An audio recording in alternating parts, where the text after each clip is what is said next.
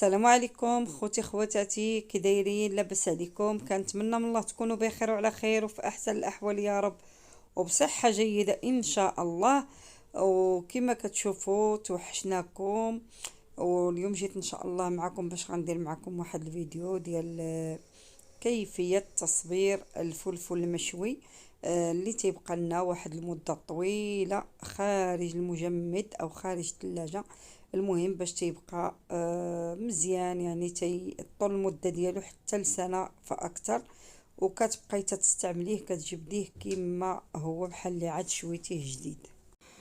المهم البنات، انا عندي اشكال عده من الفلفله. عندي هاد الفلفله الطويله الحمراء تشارلستون تيقولوا لها، كاين فيها الخضراء ملي تطول في الشجره تتولي حمراء. عندي هاد الدائريه، هذه راه كتصبر بزاف في الكونجيلاتور يعني ما تطرخاش. عندي الفلفله العاديه اللي تنقليو حنا مولفين بها تنقليوها، ديال الفلفله الخضراء. عندي الحمراء كذلك، الحمراء الغليظه الملحمه وهذا هو اللي كاين ان شاء الله. انا راه بديت كنشوي الصراحه في الفران، ولكن جاتني كثيره بزاف. الفران غياخذ مني واحد الوقت طويل، لانه ماشي الفران د الغاز، هذا فران تدوره ما تيشويش بواحد السرعه يعني بحال الفران د الغاز. المهم انا غادي نمسحها الا فيها شي ماء ولا شي حاجه غندهنها بالزيت، وان شاء الله غادي نديرها غنشويها فوق العواد، غنشعل العواد برا وغادي نشويها ونرجع معكم ان شاء الله. عندي هاد الفلفله الحاره هذه انا غير وريتها لكم، غادي نحتفظ بها ان شاء الله حتى غادي نشارك معكم الهريسه الاصيليه ديالنا ديال المغرب، ولكن تجيب واحد المذاق احسن من ديال الزنقه ولا اروع. ان شاء الله خليكم معايا على ما نشوي الفلفله ديالي ونرجع عندكم ان شاء الله.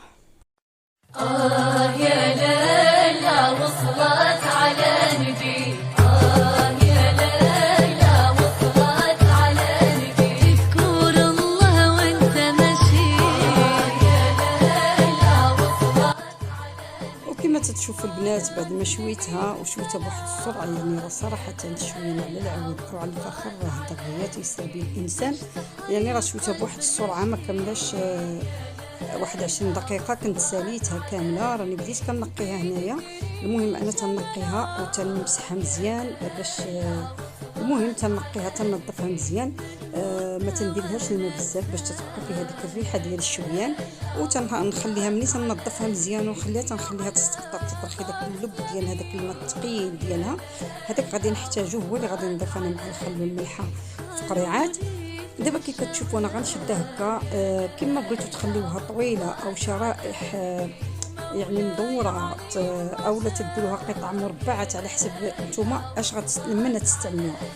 انا غندير شويه بحال هكا طويل، وغادي ندير بالنسبه للتخضير الا بغيت نخضر به شي طويجين ولا شي حاجه، وغادي ندير كذلك اللي غادي نبدا نخلط مع زعلوك اولا ندير تكتوكه ولا شي حاجه. المهم الفلفله راه حنا تنستعملوها بزاف ديال الاغراض، كنقدروا نستعملوا فيها الفلفل المشوي. بقاو معايا المهم على ما نكمل هذه الكميه ان شاء الله، وديك الساعه ندوزو للطريقه ديال التصبير ديالها. وهنا عندي واحد كيلو او شي كيلو ونص ديال الدنجال حتى هو شويتو، وغادي نوريكم الطريقه حتى هو كي تيدير. كنت باغا نخصص لكم فيديو خاص به، ولكن المهم ان شاء الله الا لقيت وقت غادي نخصص لكم فيديو خاص به. المهم المقادير اللي غادي نحتاج لهذه الفلفله، وهي زيت الزيتون، وغادي نحتاج اوراق الغار، وغادي نحتاج الخل، وغنحتاج الملح الخشن، وغادي نحتاج الثوم. هذا هو الشيء اللي غادي نحتاج، وخلاص الماء اللي تينزل من ديك الفلفله حتى هو غادي نحتاجو. كما كتشوفوا انا خديت داك الماء بعد ما قطعت الفلفل ديالي كامل وقديتها، غنضيف عليها واحد 2 معالق ديال الخل صغار او معلقه كبيره ديال الخل، وغنضيف كذلك الملح حسب الذوق، ما تكثروش الملحه. المهم غادي نضيف واحد المعلقه انا صغيره ديال الملح الخشن، وغادي نخلطهم في داك الماء ديال الفلفله. غناخذ القريعات ديالي اللي فايت لي وعقمتهم. المهم كي كتشوفوا راني درت فيهم واحد شويه ديال الخل، ندوز فيهم داك الخل وغادي نخليهم هكاك بداك الخل ديالهم تيبقاو تيزيدوا تيتعقموا. غادي ندير طبقه بطبقه. انا حبيتها هكا تجيني مشكله. غندير طبقه ديال الفلفله الحمراء، من بعد غنضيف عليها طبقه ديال الفلفل الاحمر، وغندير حبيبات ديال الثوم في اخر شيء، يعني ما غاديش نكثر فيها الثوم. وغادي نبقى هكا بالطبقات للاخير، ثم غادي نضيف عليها داك المحلول.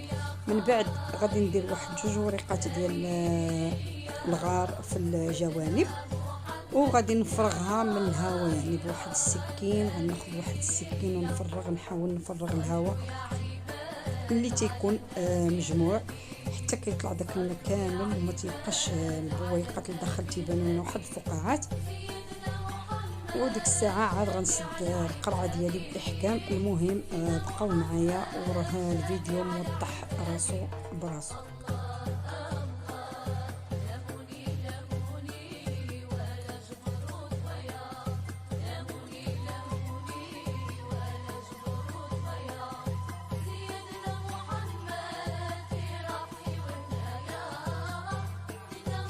وكما تتشوفوا تناخذ داك السكين اللي عندي تنمسحو بشويه الخل. كنحاول نضيف الماء دابا اللي عندي، الماء اللي درت فيه الخل والملح، فغادي نخوي داك القنينات، نحاول نخوي فيهم حتى يوصل للفوق. كندخل داك السكين مع الجوانب حتى كنفرغ الهواء كامل.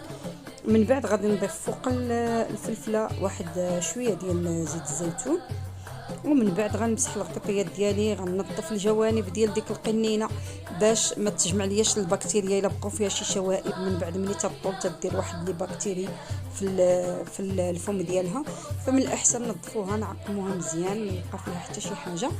وديك الساعه غنسدهم مزيان، وغادي ندوز معكم باش غادي نديرهم في واحد الطنجره اللي غادي نقلبوهم على فمهم، وغادي نوصلوا لهم الماء للنص ديالهم ونخليوهم يغلاو واحد 15 حتى ل 20 دقيقه.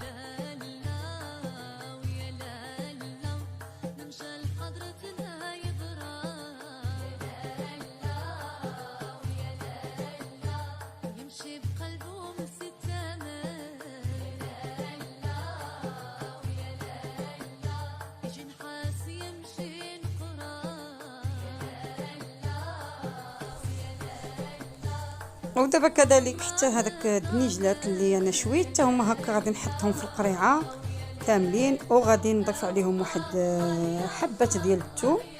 ومن بعد غادي نحاول نهبطهم بهاد اليد المهناز هكا، ننزلهم لتحت.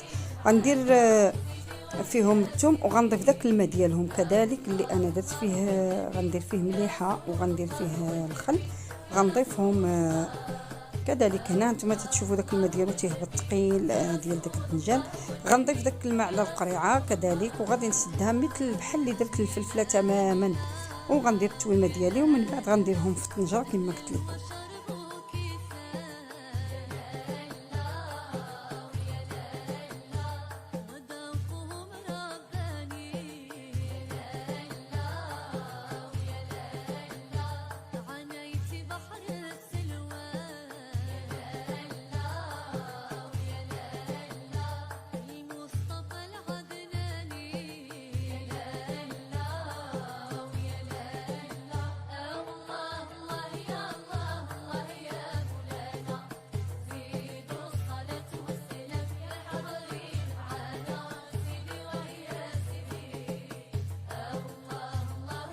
المهم هنا هداك الدنجر راني عمرت القرعه بزاف صراحه، جاتني عامره، فغادي نحاول نقص منها واحد شويه.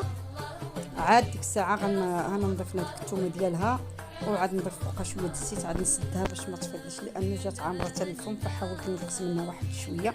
المهم حاولوا تخليو واحد 8 واحد 7 ديال الفراغ باش يلقى فين يتنفس، يعني القنينه ما تفرغناش ديك الزويته وداك الماء اللي فيها.